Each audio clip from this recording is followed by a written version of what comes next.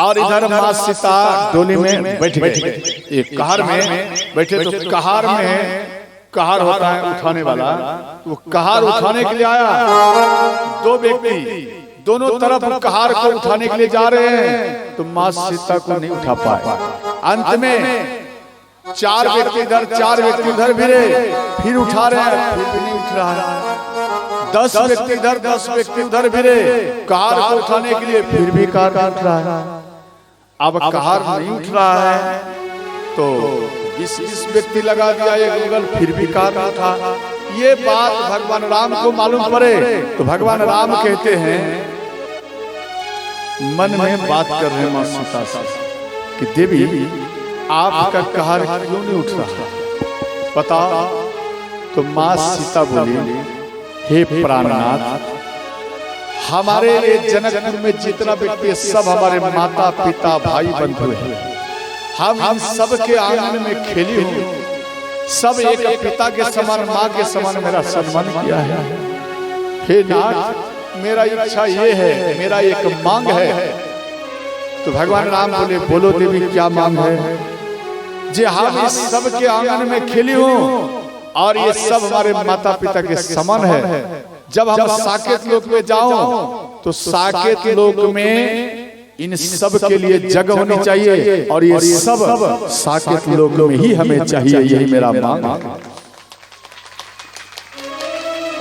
इतने में कहार आए। भगवान इधर बोले, ठीक तथास्तु देवी, ऐसा ही है। इधर कहार माँ सीता के चरण में गिर गए और कहते हैं, हे माता क्या बात है जे आपका शरीर आपको मैं उठा नहीं पा रहा हूं। तो माँ सीता बोली, भैया अब आप डोली को उठाइए। अब भैया ये डोली उठ जाएगा। ध्यान देना, बेटी जब जाती है तो माँ के तरफ बेटी हरदम पलट कर रहती है। हरदम वो ये सोचती है बेटी कि मेरी माँ मेरे नेत्रों के सामने रहे, मेरे पिता मेरे नेत्रों के सामने रहे। हरदम बेटी माँ और पिता को देखती है और बेटी माँ का इच्छा था हरदम मेरी बेटी मेरे सामने में रहे, मेरे नेत्रों के सामने में रहे। और माँ भी मूर्ति के समान खड़े होकर बैठकर अपनी बेटी को बार बार याद वो करते रहे। और आगे में बढ़े तो महाराज जनक जी भी पीछे पीछे जा रहे थे। तो काफी दूर जब चला गया तो दूर में जाने के बाद ध्यान देना, तो महाराज दशरथ जी पीछे पलट कर देखे।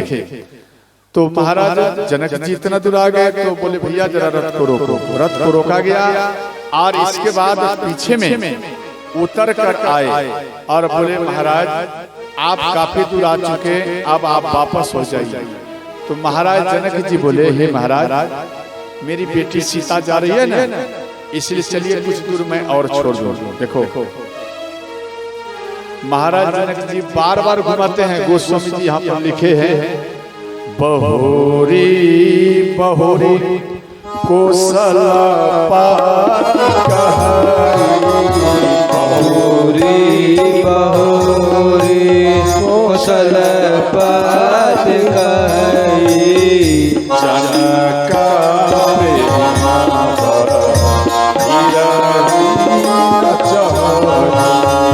जनक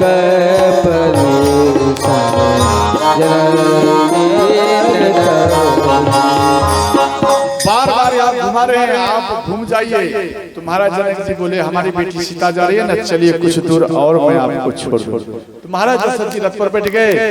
इधर सब बराती आगे जा रहे हैं और इधर पीछे में महाराज जनक जी हैं। महाराज जनक जी एक शिला में ध्यान देना, इनका दृष्टि केवल बेटी के डोली पर, सीता के डोली पर, और नीचे में कुछ इसका दृष्टि नहीं है। एक शिला में इनका चरण का ठोकर लगा और वो ध्यान से महाराज जनक जी गिर गए। एक शिला में चोट लगा और रक्त बहने लगा, पूरा शरीर लाल हो गया रक्त से, और धूल मिट्टी में भी कभी कभी गिर जाए। तो जब जाने लगे पूरा शरीर लाल हो गया, तो महाराज दशरथ जी पलट कर देखे तो देखते हैं भाई महाराज जनक जी अभी तक नहीं वापस आए, ये गए हैं। बोले भैया जरा रथ को रोको। तो वहां पर जब रोके तो माँ सीता का भी डोली को रख दिया गया, कहार को रख दिया गया। और इधर जनक महाराज इधर से जा रहे थे और वो भी रोते हुए। माँ सीता मन में सोची ये तो वन है, अभी तो हम अयोध्या नहीं पहुंची, परंतु यहाँ क्यों रुका गया। तो जैसे ही वो पर्दा में थोड़ा सा झांक करके देखी तो अपने पिता को देखे कि मेरे पिता का शरीर लाल हो गया है, सिर फूट गया है। चारों बहनें पिता पिता करते हुए अपने पिता के पास आए और पिता के शरीर में लिपट गए। और माँ सीता बोली पिता श्री आपका सिर फूट चुका है, आपका पूरा शरीर लाल हो गया है। तो महाराज जनक जी बोले बेटी आपके वियोग को मैं सहन नहीं कर पाया और आप क्षमा करना, और मैं इतना दूर तक आ गया। इतने में ध्यान देना पृथ्वी माता स्वयं गैया का रूप धारण करके ध्यान देना वो अपनी बेटी को छोड़ने के लिए जा रहे थे। माँ सीता जैसे ही गैया को देखे तो मन में सोचे ये वही गौ माता है जो बचपन में कभी कभी प्रकट होकर के हमको दूध पिलाया करती थी, और ये गौ माता भी आज हमें छोड़ने के लिए यहाँ तक आई है। माँ सीता की तरफ मुख को घुमाकर गैया धिक्कार कर रोती है, और माँ सीता दौड़ते हुए गई और गैया के गले में अपना गला को लिपट ली और रोने लगी। वहां पर गैया माँ सीता के मुख को चाटने लगी, और वो गैया कहती कि बेटी आप जा रही हो जाओ, लेकिन इस माँ को कभी मत भूलना। ध्यान देना, देखो आपकी जो माँ है आपको 6 महीना 3 महीना 2 महीना दूध पिलाई। ध्यान देना, और इसके बाद आप कमजोर हो जाएंगे। आपके शरीर को पुष्ट करने के लिए स्वयं माँ पृथ्वी गौ का रूप धारण करके और आपके दरवाजे में आकर खड़ी हो जाएगी। और गैया कोई दूसरा नहीं है, गैया स्वयं ध्यान देना माँ पृथ्वी है, और आपके शरीर को मजबूत करने के लिए, आपके शरीर में पावर बढ़ाने के लिए स्वयं माँ पृथ्वी गौ का रूप धारण कर आपके दरवाजे में आकर खड़ी हो जाएगी। और इसके बाद ध्यान देना श्री माँ सीता के हाथ को अपने मुख में लिए गैया और ध्यान देना कहार में बैठाए, गैया कहार में बैठाए, माँ सीता बैठी। इसके बाद महाराज जनक जी वापस हुए और इधर अयोध्या में माँ सीता प्रवेश की। ध्यान देना माँ सीता जैसे ही अयोध्या में प्रवेश किए तो अयोध्या की हर माताएं प्रसन्न हो गई।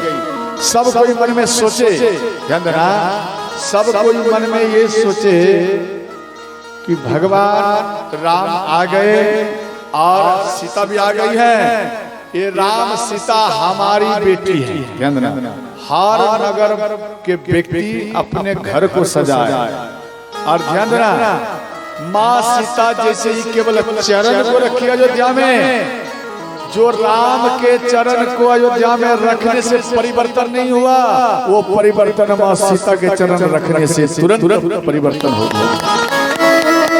परिवर्तन क्या है? ध्यान देना जितने अयोध्या में अंधे थे सबके नयन में पावर आ गया देखने का, और जितने गूंगे बेटे थे उनके गले में आवाज आ गया, मुख में आवाज आ गया, सीता सीता बोलते हुए महल की ओर दौड़ गए। और जितने वृद्ध व्यक्ति घाट पर लेटे हुए थे, शरीर वृद्ध था, काम नहीं कर पाता था, खड़े नहीं हो पाता था, वो व्यक्ति के कान में जैसे सीता शब्द आए वो तुरंत उठकर घाट पर से और महल की ओर ही दौड़ गए। श्रोता, मां सीता के चरण रखने से ये परिवर्तन हुआ। आप अपनी बेटी, बेटा और पुत्र हो, ध्यान देना, जब आप इन दोनों को आप अपने महल में प्रवेश करते हैं तो किस प्रकार का एक कलश को सजाते हैं, नहीं सजाते, एक कलश को रख दिया, नहीं रखते गेट पर, और बेटा पुत्र क्या बोलते, इनको अपना चरण से पलट लो कलश को और घर में बेटा प्रवेश कर जाओ। बोलो ना हाँ या नहीं। जो जो माता इतना बढ़िया नियम करती है जरा हाथ उठाओ, हाथ उठा के बोलो। अरे जो जो कलश में समझा आपने किया नियम और बेटा पुत्र को प्रवेश किया, तो वो जो जो माता किया है ऐसा, तो वो सब प्रसन्न होकर हाथ उठाई, हाथ उठा, समझ गए आप लोग ने, ध्यान देना, हाँ समझ गए। देखो आप जरा ठंडे दिमाग से विचार करना, कलश में लात मारना क्या अच्छी बात है? बोलो ना या नहीं, अच्छी बात है। तो फिर पुतहु से कलश में क्यों लात मरवाती है? पता जरा विचार कर दे। ये अंग्रेज का परंपरा अपने तरफ, विदेश का परंपरा अपने तरफ मत लाई, समझ गए? देखो कलश जो है अच्छा का प्रतीक है, बात समझ गया, मंगल का प्रतीक है। आप कलश में अपने पुतहु को लात मत मारने दीजिए, आपका कर्तव्य है बेटा पुतहु दोनों को बोलिए आदेश दीजिए कि बेटा कलश सजा हुआ है और इस कलश को पति पत्नी मिलकर इसको उठाओ, और इसको उठाकर, ध्यान देना, आप बेटा इन कलश को उठाकर आप उन जगह में रखो जहां में आप डेली इनका पूजा पाठ करते रहना जिंदगी भर। और जैसे साल में मनाते ना, साल में क्या मनाते हैं, सालगिरह विवाह का नहीं मनाते। कई व्यक्तियों को हम देखते हैं जन्म उत्सव मनाते हुए वो दीपक जला दिया और हाथ में चक्कू दे दिया, देते ना। बर्थडे में क्या देते हैं हमें बच्चे को, दीपक जला दिया, शुभ कार्य किया और उसके बाद हाथ में चाकू दे दिया, अब दिमाग लगा। और इसके बाद और गड़बड़ क्या किए कि जो दीपक जल रहा था उसी बेटा को कहते हैं इसको फूंक कर बुझाओ। बोलो हाँ या नहीं, दिमाग लगा। आप जो जिस दीपक को आपने आदेश दे रहा है जिंदगी भरी बेटा चलते रहो, जलते रहो, प्रकाश करते रहो, ध्यान देना, जिस दीपक को कह दिया वो दीपक मतलब बेटा, बेटा इसी प्रकार से आप प्रकाश जिंदगी भरी करते रहो। आप ये कह रही हैं और आज यहाँ क्या कर रही है कि उस दीपक को ही बेटा को कहते हैं जरा इसको बुझा दो बेटा, यहाँ गलती है। कभी भी बर्थडे में या शादी में भी, ध्यान देना, शादी का सालगिरह आता है वो भी बर्थडे ना जाने क्या सब लाता है। देखो आप शादी का सालगिरह मनाइए या बेटा का बर्थडे मनाइए या बेटी का बर्थडे, परंतु बाजार से कभी भी केक मत लाइए, ध्यान देना। उस केक में ध्यान देना अंडा का मटेरियल मिलाया जाता है, ध्यान से समझना, अंडा का मटेरियल मिलाया जाता है। और कभी भी भूल से ऐसा गलती मत करना, आप स्वयं वैष्णव हो और अपने धर्म को उसे खाकर नष्ट मत कर देना मेरी मैया। अगर आपको केक बनाना है, आप टेढ़ा मेढ़ा जैसा भी बना अपने घर में तैयार करो, उसी पर विशेष विश्वास करिए। बाजार का लाया हुआ पर कभी भी विश्वास मत करना, ध्यान देना। आप धर्म के लिए चरण को आगे बढ़ा रही है और आपके पीछे अधर्म में प्रवेश कर रहा है कि आपको कैसे मैं अधर्म की ओर ले जाऊं। वो जो चमकीला होता ना, चमकीला उजला वाला, ध्यान देना, जो लड्डू पर भी दिया जाता, ध्यान देना, कुछ अब शब्द बोली यहाँ पर बात, जो कि ऐसे व्यक्ति उसको भैंस का चमड़ी के मिश्रण से वो उजला उजला जो रहता है चमकीला वाला, समझ रही हो या नहीं? उजला उजला चमकीला जैसा बर्फी वाला कोई ऐसा मिठाई बनता, उसमें आप ज्यादा देखते हैं। और केक में भी दिया जाता, वो भैंस के चमड़ी को गला कर, ध्यान देना, और इसमें मिला दिया जाता है और उसी में केमिकल डाल करके जनता में दे दिया जाता है और जनता उसको स्वागत के साथ उसको खा जाता है। ध्यान देना, तो उसको जब आप खाइएगा आसुरी शक्ति बढ़ेगा, आसुरी, बात समझ गया? तो इसलिए भूल से भी ऐसा भोजन और ऐसा केक मत लाइए, समझ गए? और इसके बाद माँ सीता उन कलश को उठाए और पूजा स्थल में सालगिरह हो, प्रत्येक साल उन कलश को परिवर्तन में ला, बात समझ गया? परिवर्तन माने नया कलश बिठाइए, पूजा करिए, ध्यान देना। और ये करना चाहिए, ऐसा नहीं केक फेंक इत्यादि ये सब ला करके काटना नहीं चाहिए। और माँ सीता, इधर भगवान राम, ध्यान देना, इधर भगवान राम को सब कोई ऐसे विधिवत जिस तरह पतों को लाना चाहिए लाए, और इधर भगवान राम को घेर लिए तीनों माता, और घेर कर, ध्यान देना, और माँ कौशल्या कहते हैं बेटा आप जो इतना दिन चला गया, और एक बार बता, तारका इतना भयंकरी राक्षसी थी, पहाड़ के जैसा, आप कैसे मार दिए? भगवान राम बोले माँ हम नहीं मारे, तो कौन मार दिए?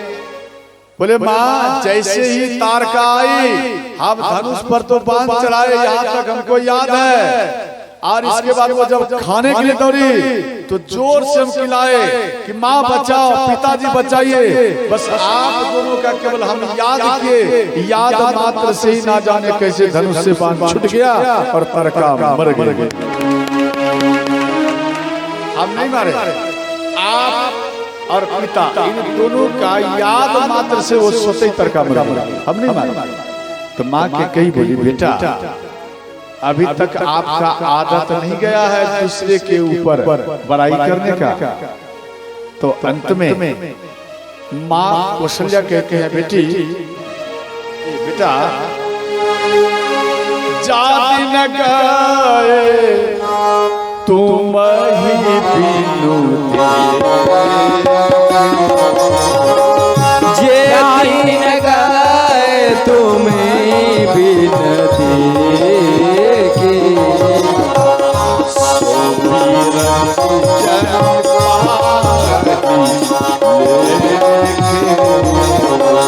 सोबीर जे जाने पार ही लेके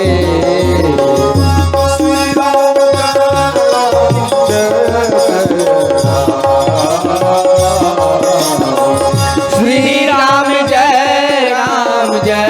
जय राम, श्री राम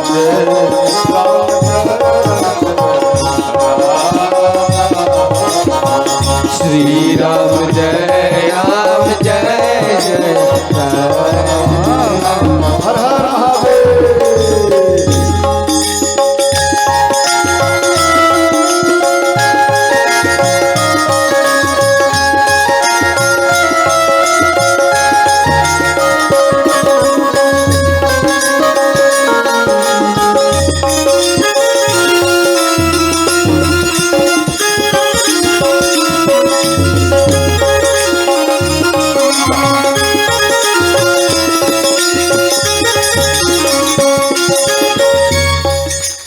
देखो करताल जोर से बजाना करो, समझ गए? और इधर माँ कौशल्या बोली बेटा राम देखो घट रामायण में दिया गया है कि यहाँ राम को माँ कौशल्या कहती हैं कि बेटा जितना दिन आपको नहीं देखे, जितना दिन आपको नहीं देखे वो हमारे आयु में लिखे ब्रह्मा। ध्यान से समझना, जितना दिन हम भजन नहीं किया, कीर्तन नहीं किया, ये मेरे आयु में लिखे, और जितना दिन हम भजन किया, आपको याद किया, आपका दर्शन किया, ये ब्रह्मा जी मेरे आयु में ना लिखे। इसका एक दूसरा अर्थ है, जैसे आप 4 घंटा यहाँ कथा होता है, समझ गए? आप इन 4 घंटा इस पंडाल के अंदर में बैठ गया, ध्यान देना, इस पंडाल जो है ये कवच है। कोई मानो मरने वाला है, आप पंडाल में दे दो, उसका मृत्यु नहीं होगा, उसका इसलिए मृत्यु नहीं होगा। अब यहाँ पर बात दूसरा है, ध्यान देना। आप जो यहाँ पर 9 दिन कथा होगा और 4 घंटा पढ़े, तो 9 गुना 4 करिए, कितना हुआ? 36 घंटा। ध्यान देना, आपका आयु है 80 वर्ष। ध्यान देना, 80 वर्ष। 80 वर्ष आपके मस्तक में, ललाट में लिख दिया, फिक्स हो गया है। क्या 80 वर्ष ये घंटा भी जी पाओगे? नहीं समझे बात? मानो 80 वर्ष आपके ललाट में लिखा हुआ है, 80 वर्ष के बाद आप मर जाओगे, तो क्या 80 वर्ष 1 घंटा या 1 दिन भी आप जी पाओगे? ज्यादा हाँ या ना बोलना मत, नहीं जी पाओगे। लेकिन हम कहता हूं आप जियोगे, परंतु कैसे? देखो 36 घंटा एक गारंटी है। आप जो 9 दिन 4 घंटा डेली कथा को सुने हैं, ये 9 गुना 4 करिए, 36 घंटा हुआ।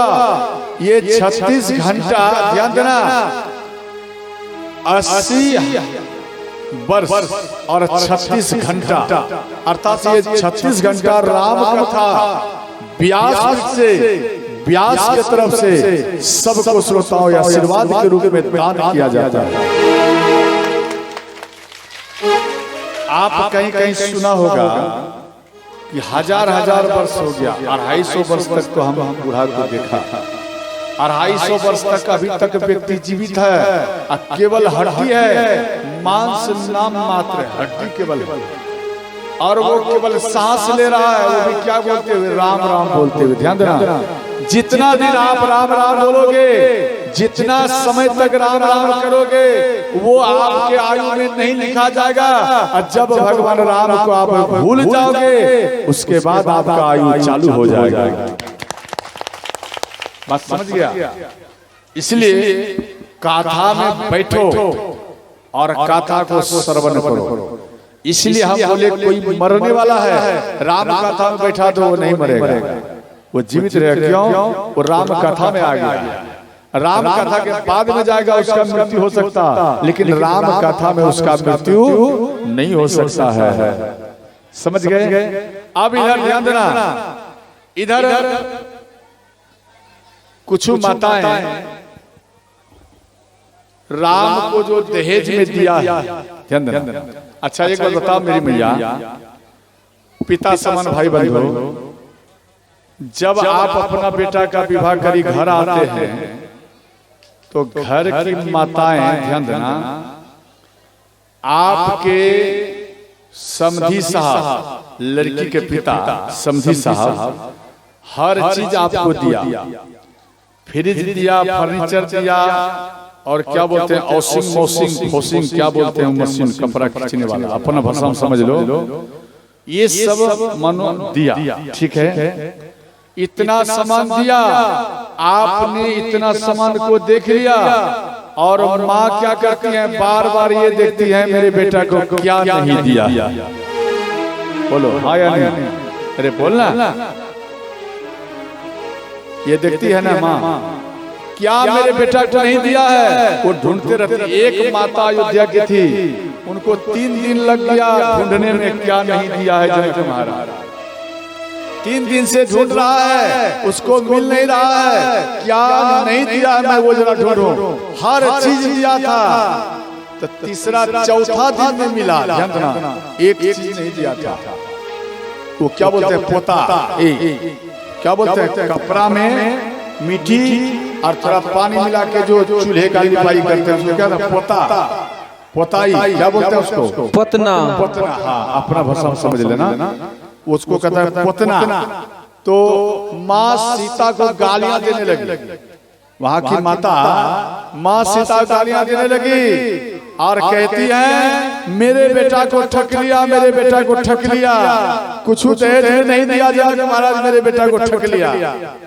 उधर से माँ कौशल्या, माँ के कई, माँ सुमित्रा दौड़ते हुए आई। अरे आप सीता हमारी बेटी को क्यों गालियां दे रही है? बोले अरे क्यों गालियां दे रही है, तुझे मालूम नहीं मेरे चारों बेटा को जनक महाराज ठग लिया है। बोले कैसे ठग लिया? बोले अरे एक भी चीज नहीं दिया मेरे बेटा को, कुछ नहीं दिया है। बोले इतना घर भर दिया और कहती हो कि कुछ नहीं दिया? बोले अरे सच कह रहा हूँ। अरे क्या घर भरेगा जनक महाराज, तो कंगाल है कंगाल। देखो यहाँ गालियां दे रहे माँ सीता को, तेरा पिता कंगाल है, तेरे पिता को जब एक पोतना नहीं सफरा और मेरे बेटा को क्या देगा? अब सोचो 10 रुपया 5 रुपया का ओछाई करने वाला, पोताई करने वाला, वो नहीं सफरा तो मेरे बेटा क्या देगा? मेरे बेटा को ठग लिया, कुछ तिलक नहीं दिया। इस तरह आपकी बेटी को भी गाली देता है।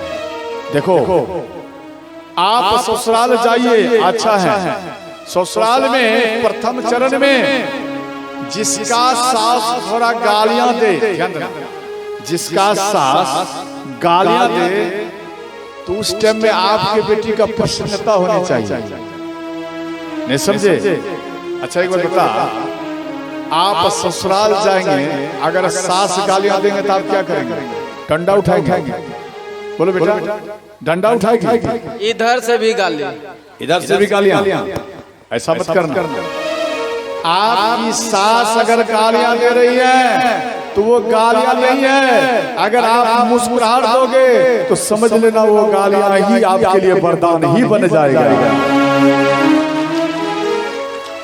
और दूसरी बात ध्यान देना, कभी भी पलट कर गालियां नहीं देना चाहिए। आप मुस्कुराहट दीजिए, वो अगर गालियां दे तो आप इधर से क्या दोगे? राधे राधे, मुस्कुराहट दोगे। ध्यान देना, उधर गालियां, इधर बोलो राधे राधे, गालियां राधे राधे, गालियां राधे राधे। जब ऐसा होगा तो याद रखना बेटा, आपकी सास परेशान हो जाएगी।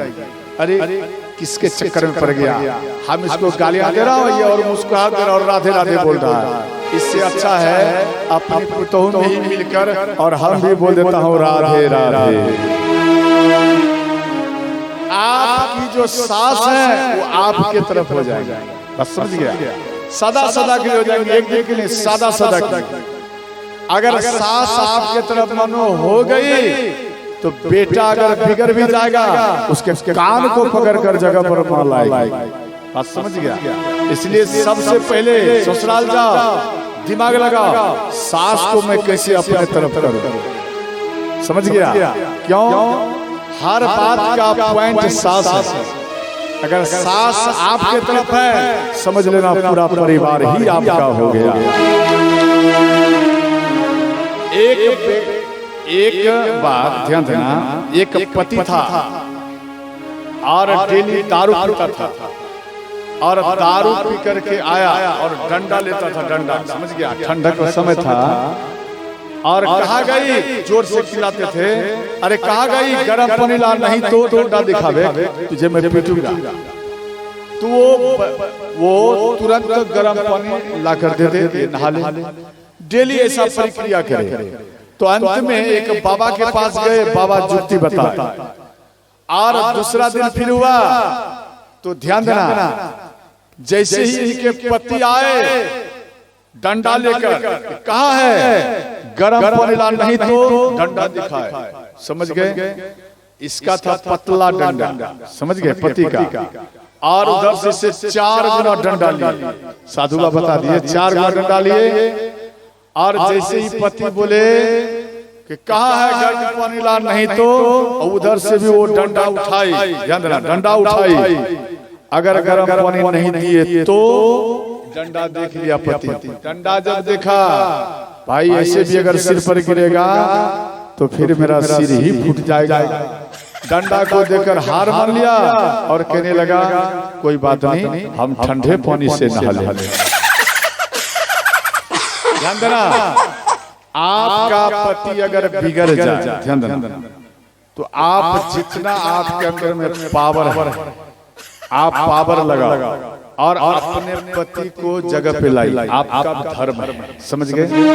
जैसे आपकी पत्नी मानो बिगड़ गई है तो आपका भी कर्तव्य है हम ऐसा कौन सा कार्य करो जो हमारी पत्नी प्रसन्न होकर ये हमारे तरफ आ जाए।